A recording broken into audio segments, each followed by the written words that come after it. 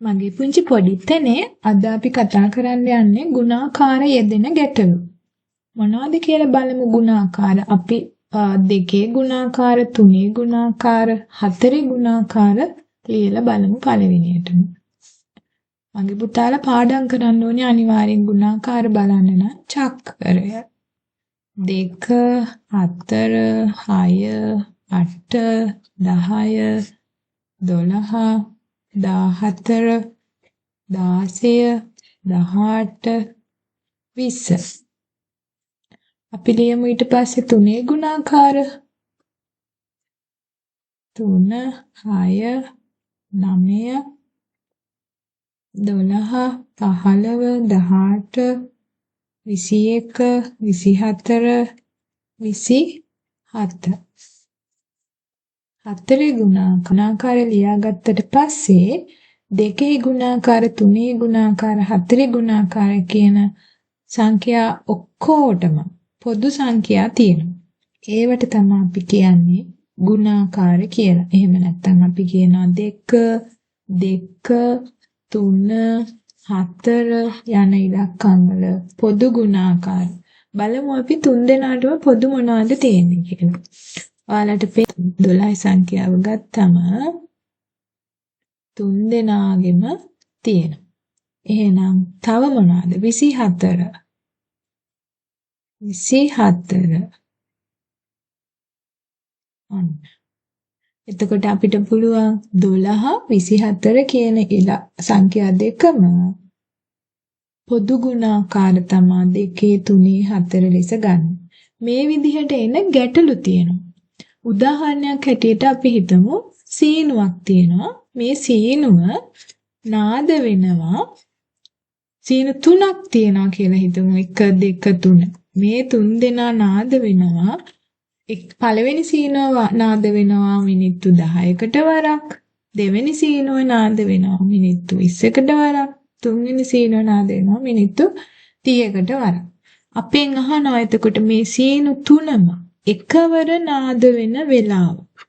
එකවර නාද වෙන වෙලාව.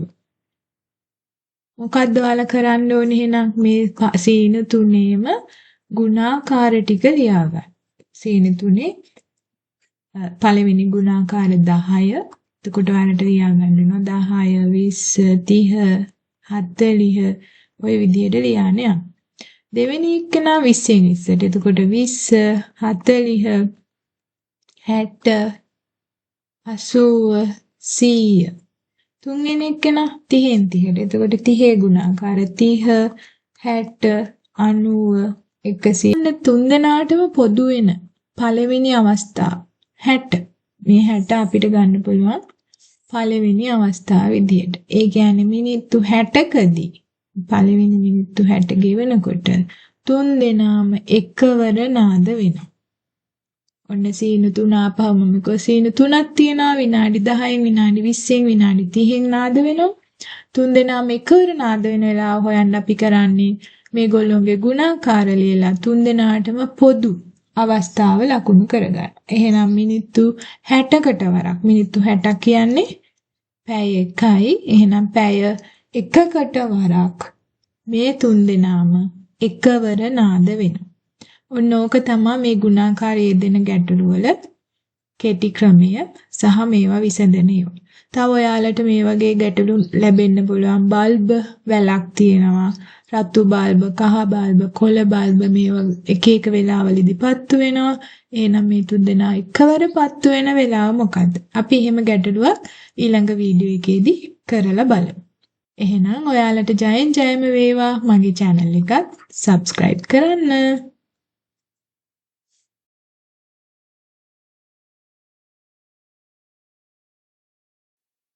කාලය සහ දුර අතර සම්බන්ධ ගැටලු මගේ පොඩිත්තන්ට ලැබුණොත් ඉක්මනින්ම විසඳන්නේ කොහොමද කියලා බලමු. එකම වේගයෙන් ගමන් කරන වාහනයක් කාලය ගත කරන්න එයා ගමන් කරන දුර ප්‍රමාණය වැඩි වෙනවා. අපි බලමු උදාහරණයක්. පැයට කිලෝමීටර 50ක ඒකාකාරී වේගයෙන්. මේ වචනේ වැදගත්. මොකද එයා යන්නේ එකම වේගයෙන් ඒකාකාරී වේගයෙන් ගමන් කරන මෝටර් රථයක්. ගමන් කරන මෝටර් රථයක්. පැය 6කදී කොච්චර වෙලා ගිහින් දේනාද? පැය 6ක්. 50ක වේගයෙන් පැය 6කදී ගමන් කරන මුළු දුර. හරිම ලේසි. මොකද්ද කරන්න ඕනේ? කියන්න බලන්න. ගමන් කරන මුළු දුර. කොපමණද? කොහමද හොයන්නේ? හරිම ලේසි මගේ පුතාලට ඒක හදන්න. පැයට 50ක වේගෙන් යනවා. ඒකාකාරී වේගෙන් යන්නේ. ඒ කියන්නේ එකම වේගෙන් හැම පැයකම යා ගමන් කරන්නේ 50යි. එහෙනම් පැය 6කදී ගමන් කරපු දුර. මං කලින්ම කිව්වා ගත කරන කාලය වැඩි වෙන්න යා ගමන් කරපු දුර වැඩි වෙනවා. එහෙනම් පැය 1කට 50යි නම් 6කට බලන්න අපි ගුණ කරනවා. හරිම ලේසි. 50 වැඩි කරන්න ඕනේ 6. 6 වරක් 0යි 6 වරක් 5 30යි. එහෙනම් එයා පැය 6 දී ගියපු දුර කිලෝමීටර 300යි. ඔන්න තව ක්‍රමයක්.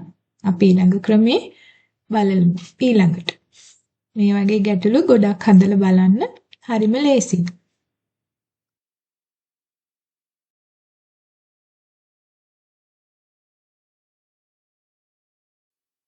අපි බලමු මිනිස් දින සම්බන්ධ ගැටලු ආවොත් මගේ පුතාලා කොහොමද හදන්නේ කියලා. මිනිස් දින කියන්නේ එක මිනිසෙකුට යම්කිසි වැඩක් කරන්න ගත වෙන කාලයට අපි කියනවා මිනිස් දින කියලා. ඒ වගේම කාලයයි වැඩ කළ හැකි ප්‍රමාණයයි අතර සම්බන්ධය දක්වලා හදන ගණන් වලට තමයි අපි මේ මිනිස් දින ගැටලු කියන්නේ. දැන් අපි උදාහරණයක් හැටියට හිතමු. ඔන්න මගේ පුතා ඉන්නවා ඉස්කෝලේ. හරි. ටීචර් ඔයාට කියනවා පන්තියේ ඉස්සරහා තියෙන මල් පාත්තිය ලස්සනට සුද්ධ කරලා මල් ටිකක් හදලා මේ වැඩේ ඉවර කරන්න කියලා. ඔයා තනියම කරන්නේ මේ වැඩේ. ඔයා තනියම මේ වැඩේ කරොත් ඔයාට යනවා දවස් 5ක්. හැබැයි ඔයාට හිතෙනවා මං තනියම දවස් 5ක් කරනවට වඩා මේක ඉක්මනට කරන්න ඕනේ කියලා. එහෙනම් මොකද්ද ඔයා කරන්නේ? ඔයාගේ යාළුවෝ තව 4 දෙනෙකුට ඔයත් එක 5යිනේ. ඔයාට තනියම 5ක් ගත වෙනවා නම් යාළුවෝ තව එකතු කරගත්තාම එක දවසින් ඉවර කරගන්න කී දෙනෙක් යාළුවෝ ඕනේද? තව යාළුවෝ 4යි ඕනේ. එතකොට ඔයා මේක ඉස්සලා ඉවර වුණා දින 5ක් තනියම කරද්දි. යාළුවොත් එක්ක එකතු වෙලා කරනකොට දිනයක් ඇති. එහෙම නැත්නම් එක දවසක්. එක දවසකින් ඔයා මේ වැඩේ ඉවර කරනවා. ටීචර්ට හරි සතුටුයිනේ. මම ඔයාට කියපු වැඩේ ඔයා ඉක්මනටම කරලානේ. කොහොමද ඉක්මනට කරේ? යාළුවෝ 4 දෙනෙක් අඬ ගහගත්තා. එතකොට ඔයත් එක්කම මිනිසුන් ගණන කීයද?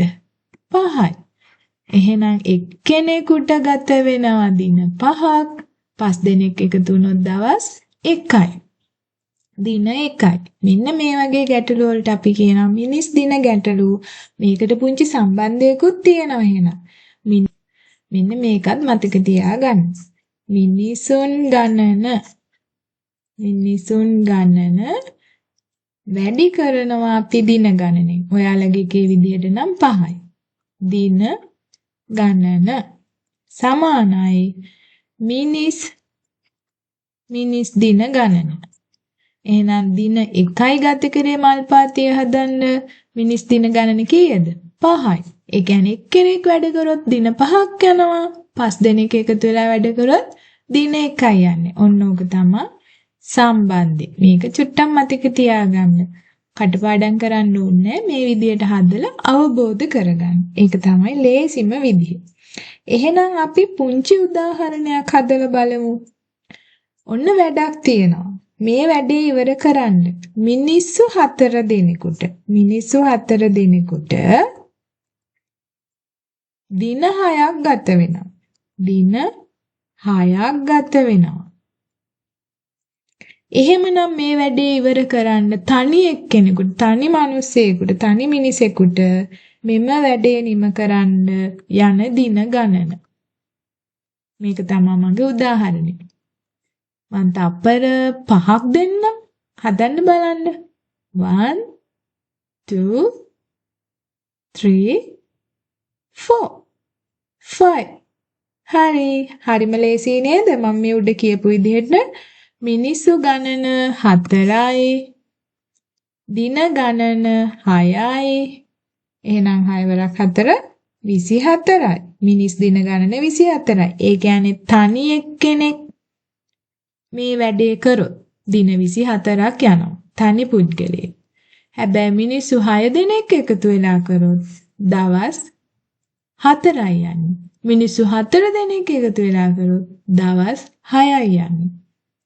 මිනිස්සු දෙන්නෙක් එකතු වෙලා කරොත් එහෙනම් දවස් 12යි යන්නේ. ඒ විදිහට මේ සම්බන්ධේ ගොඩනගා ගන්න ඕනේ. හරිම ලේසි. එහෙනම් මඩ පුතාලට ජයෙන් ජය. මේ වගේ ගැටලු කීපයක් හදලා ඊළඟ වීඩියෝ එකකදී මුණ ගැහෙමු.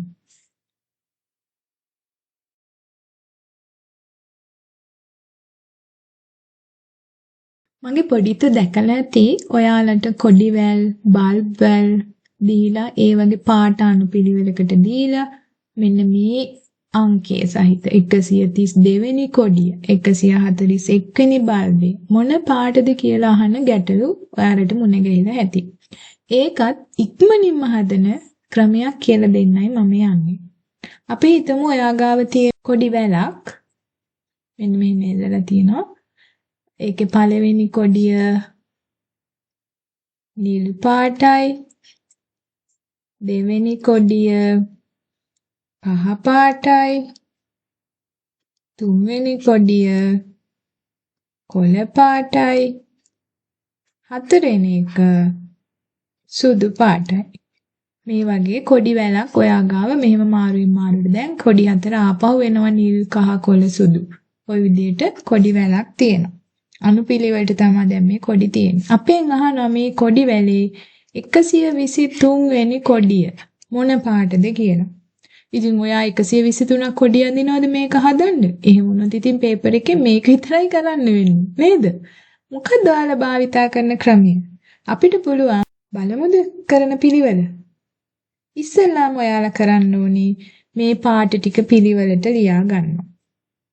දැන් අපි ලියලානේ මෙතන තියෙන්නේ නිල්, කහ, කොළ, සුදු. ඒකට අපි අංක 1 ඉඳලා ඉලක්කම් දානවා. ඔයා ලියාගත්ත කොඩි ටිකට අංක දාගන්නවා පිළිවෙලට. හැබැයි අන්තිම පාටට අපි දාන්නේ බිංදුව. මේක හොඳින් මතක තියාගන්න. 1 2 3 බිංදුව දානවා. ඊට පස්සේ මොකද කරන්නේ? 123 වෙනි කොඩිය අපෙන් අහන නිසාත් මෙතන කොඩි 4ක් තියෙන නිසාත් අපි 123 බෙදනවා 4.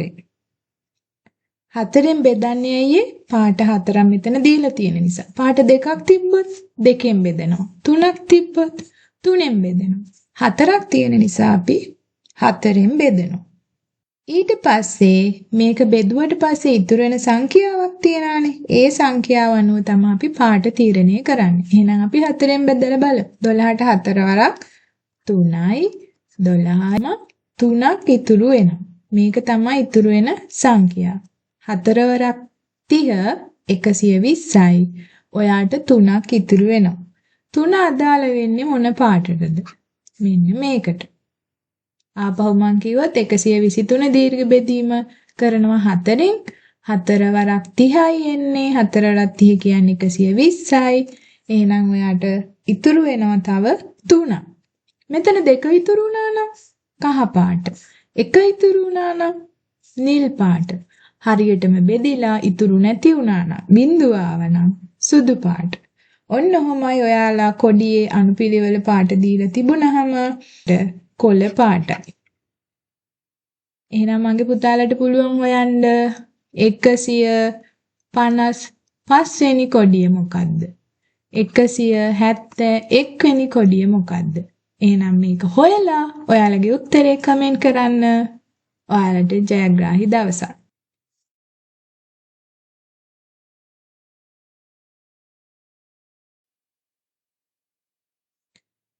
මගේ පුතාලා දැන් කොඩි වැලක තියෙන කොඩි අනුපිළිවෙල දැනගත්තාම අදාළ අංකයක් දුන්නාම ඒ අංකයට අදාළ කොඩිය මොකද්ද? කොඩිය පාට මොකද්ද කියලා හොයන හැටි දන්නවා.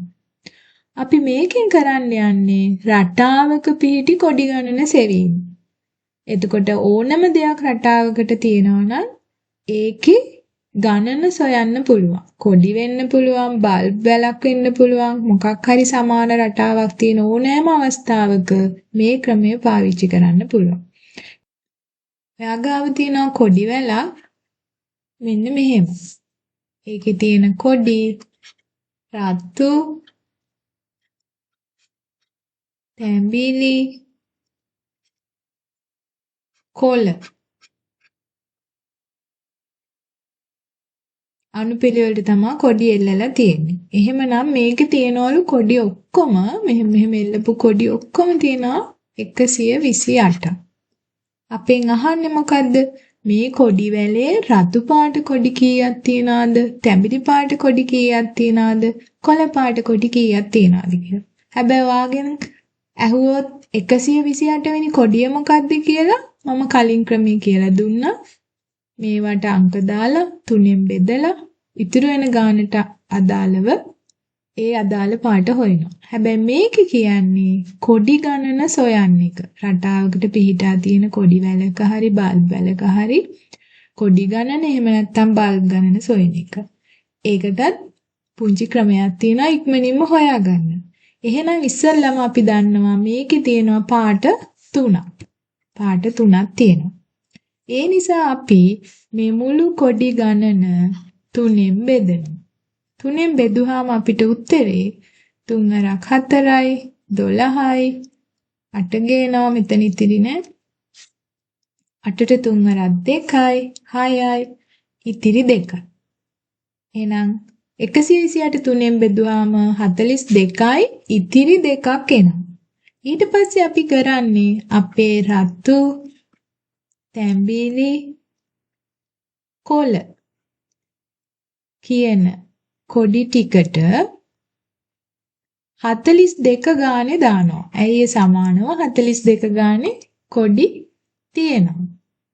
42යි 42යි 42යි 42 ගානෙම තියෙනවා මේ හැම පාටක්ම. හැබැයි අපිට මෙතන ඉතිරි වුණා දෙකක්. ඒ දෙන්න අපි ආපහු මුල ඉඳන් එක එක දානවා. පැහැදිලිද? ඊට පස්සේ එකතු කරලා බලනවා මෙතන රතු පාට කොඩි 43යි තැඹිලි පාට කොඩි 43යි අපිට මෙයාට දාන්න නෑනේ. යාගේ තියෙන්නේ 42යි. එහෙනම් කොඩි වෙන වෙනම හෙව්වොත් රතු කොඩි කීයද තැඹිලි කොඩි කීයද කොළ පාට කොඩි කීයද කියලා පිළිතුර වෙන්නේ රතු ඒවා තියෙනවා 43ක් තැඹිලි ඒවා තියෙනවා 43ක් කොළ ඒවා තියෙනවා 42ක්. ඕනනම් ඔයාලට පුළුවන් මේවා තුනම එකතු කරලා ආපහු බලන්න 128ක් තියනවාද කියලා. මේ 3යි 3යි 6යි 6යි 2යි 8යි 4යි 4යි 8යි 8යි 4යි 12යි. එන්න කොඩි 128කුත් තියෙනවා. පැහැදිලි නේද? එහෙනම් ඔයාලට පුළුවන් රටාවකට පිහිටි අනුපිළිවෙලකට පිහිටි කොඩිවල අදාළ අංකයට අනුව කොඩියේ පාට සොයන්නත් පුළුවන්. කොඩි ගණන සොයන්නත් පුළුවන්. අපි ක්‍රම දෙකම ඉගෙන ගත්තා. එහෙනම් මම පුතාලට ජයෙන් ජය.